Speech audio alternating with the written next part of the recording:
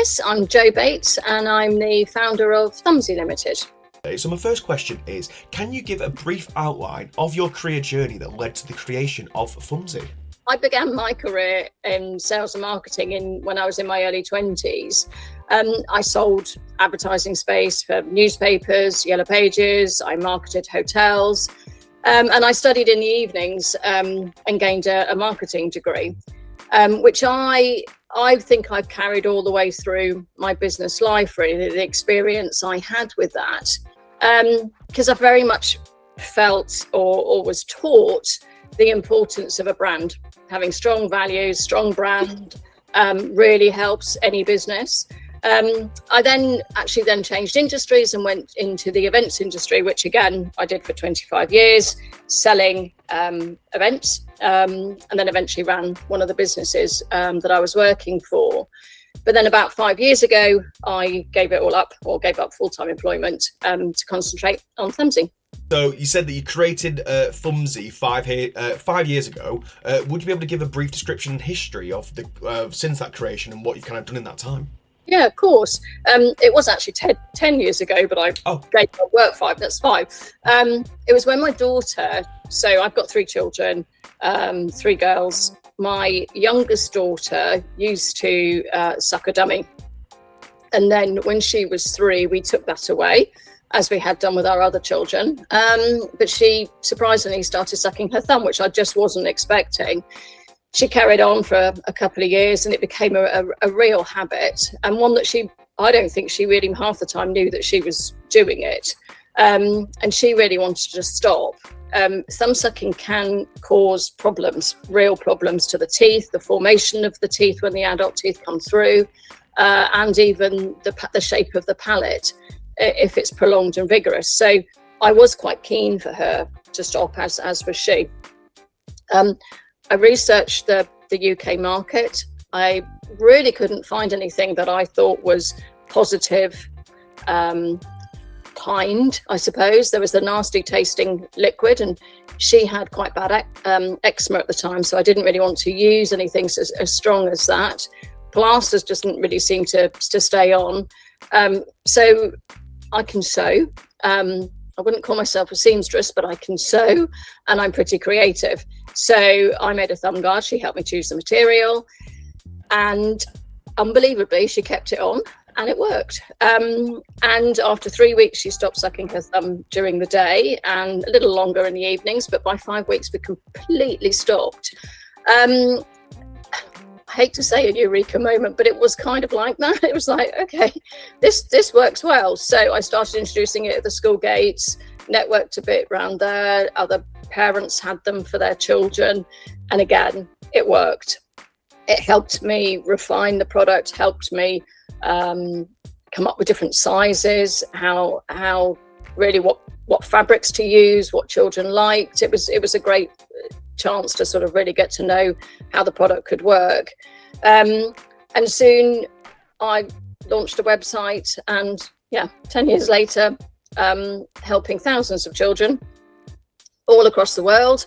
We're an approved product of the Oral Health Foundation, and have won numerous awards for innovation. So yes, a great journey, really good journey, and started with something very simple. It was formed 10 years ago, and it's been your full-time job for 5 years. What challenges and problems have you faced in that time since working at Thumbsie? I think I'd probably guess, like most mums who work, striking a balance really between work, having 3 children, and then starting up a new business. Juggling everything and not feeling guilty in any area, I think, is probably what's difficult. I think I was lucky enough to have some really good people around me with really good experience. So in the early days, I called upon people that I knew in marketing. I knew someone who was in design, so they helped me design the logo, someone else in website design. So I think surrounding myself with really good people who'd got some good expertise was really helped me. But then leaning back or going back onto the marketing and business skills that I gained over the we won't mention how many years, but a long time of working. I think that just helped me grow the business, really. And then as I was looking for your website, I can see as a finalist and award winner of 19 awards from various organisations, what would you attribute the main reason for your success? I think it's a great product. That really helps. It's a great product that works. It helps families. And I think that, well, I believe, and I've been told a few times, that my passion for the business and its success comes over in my applications. It's so lovely to get great reviews, but I get parents who actually email me and thank me wholeheartedly for helping their child to stop, that it was easier than they ever thought it would be. It wasn't stressful, and they'd gone through years of stress of wondering when they should give up, how they give up, and then all of a sudden they found me, and I made it, well, I didn't make it, my product made it really simple. And that is just lovely to hear, that you're making such a difference to people. And so I think I've learned over the years, as you said, I have entered quite a few awards, so I just try to put my passion across and what I feel and what I think I've succeeded, and having a good product definitely helps. And like we just said, winner of awards, been going for 10 years. What advice would you give to someone who's looking to start their own small business? I think if you believe you've got a good idea, then it's worth trying. As we said earlier, what I came up with was something fairly simple. But if you do the market research, you do some testing, you get advice, and take that advice, I suppose. And in my market, it was parents. So I was very lucky to be able to chat to other parents having got 3 children and at the school gates. And I think if you can afford it, starting it really well at the beginning really helps. There are things like Etsy, which obviously are helpful for people who are making products, and help if you haven't got the money to launch a website, then those type of marketing websites are good, and eBay, and they work. But for me, launching my own brand and my own website really early on was what helped, I think, set the business off straight away. But having a look that looks professional very early on. So if you can afford it and you've got people that you trust and I think it's worth setting up a business that looks, well, a lot of people hadn't realised that I hadn't been around for a long time when I first set up, and that I run the whole thing on my own. I think people feel it is a big organisation. I have a lot of people that I work with, which is great and help me. So I don't do it all on my own, but it looks professional, and it did right from the very beginning. So I think if you've got a good idea, go for it, ask lots of advice, and then launch as professionally as you can, as quickly as you can, I think. I still now have a good content writer. I have a company that helps with my SEO and Google Ads, because everything comes through the website. So it is about investing, but investing for a return, I suppose.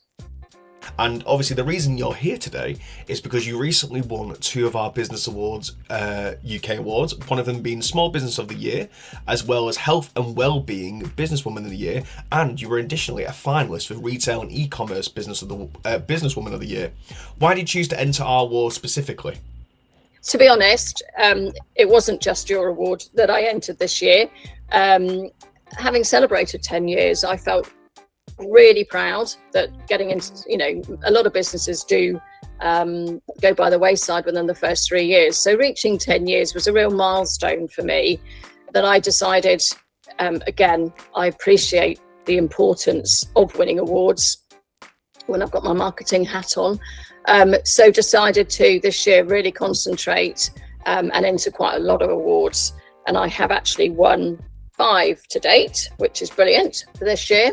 And I've also reached the finals of the Great British Entrepreneur Awards, which is being held at the Grosvenor in London in November.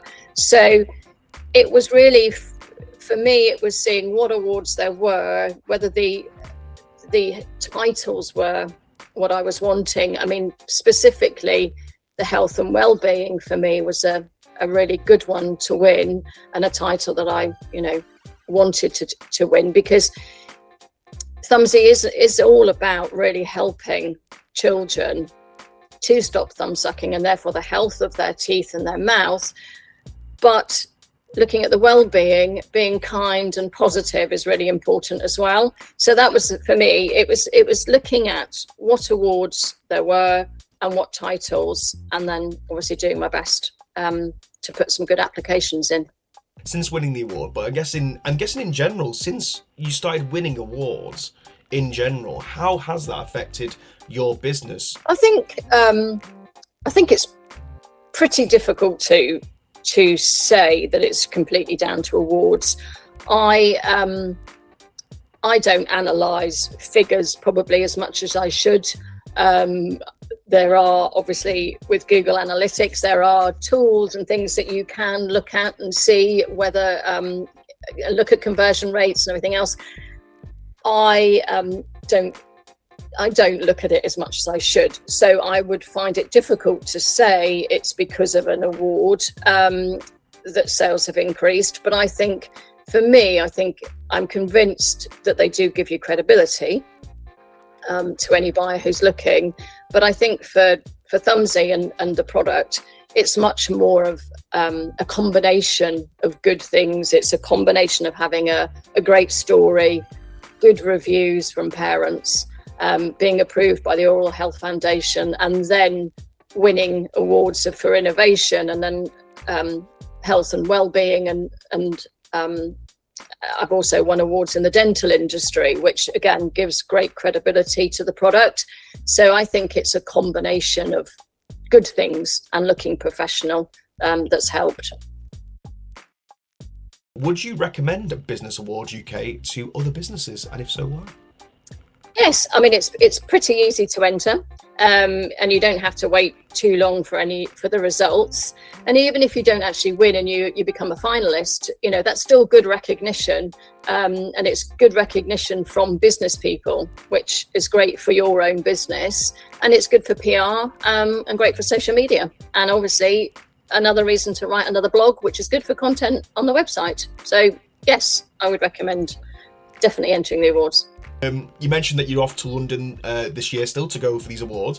What in addition to that is the next big step for yourself / Thumbsie? Have you got anything planned for the rest of this year, 2024? Is there any big plans coming up?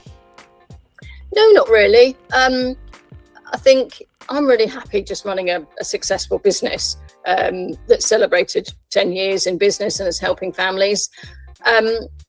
It's helping families across the world to stop thumb sucking, hopefully giving them less problems and less stress in their lives. I've got my 3 children are, one's just gone to university, one's a police officer, and one's about to do GCSEs. I think I've got enough on my plate with my family to carry on just running a successful business. And if I see an opportunity and something crops up, then I'll go for it. Is there any additional advice you'd offer up to up and coming women in business in general, or your industry? What would you recommend to them? I think always be looking for the next idea.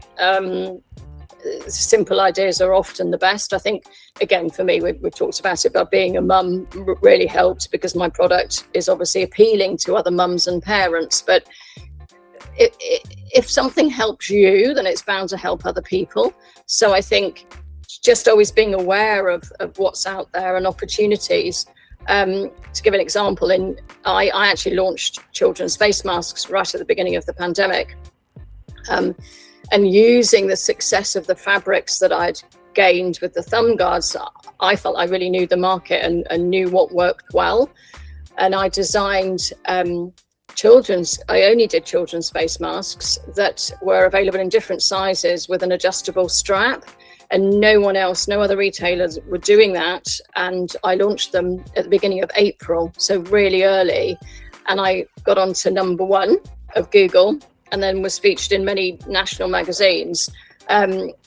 I had the insight, which I think, again, and calling upon a lot of local people, a lot of local seamstresses, and I doubled the workforce pretty much overnight, and it really paid off. And during a 4-month period, we made and sold over 20,000 face masks. And then obviously during when those 4 months were finished, it ended as quickly as it started. But because they were all, all my seamstresses were really glad of the work because they were doing it in their own home during a period when they couldn't really do much else. So it was really just seeing that opportunity. Again, I did some testing on some local children and gave face masks away for free, but got feedback, and just launched really quickly. So I had an idea, I went for it really quickly, and it paid off. So I think, yes, just being aware of opportunities, I suppose, is good. Fantastic advice. Thank you so much for that. And if they want to find you, Jo, if they want to find Thumbsie on social media or the website, where can they find you? Yep, the website is thumbsie.co.uk, and all the social links are on the website, so it should be easy to find. Lovely. Again, thank you so much for joining us today, Jo, and fantastic interview. Thank you again so much. Thank you.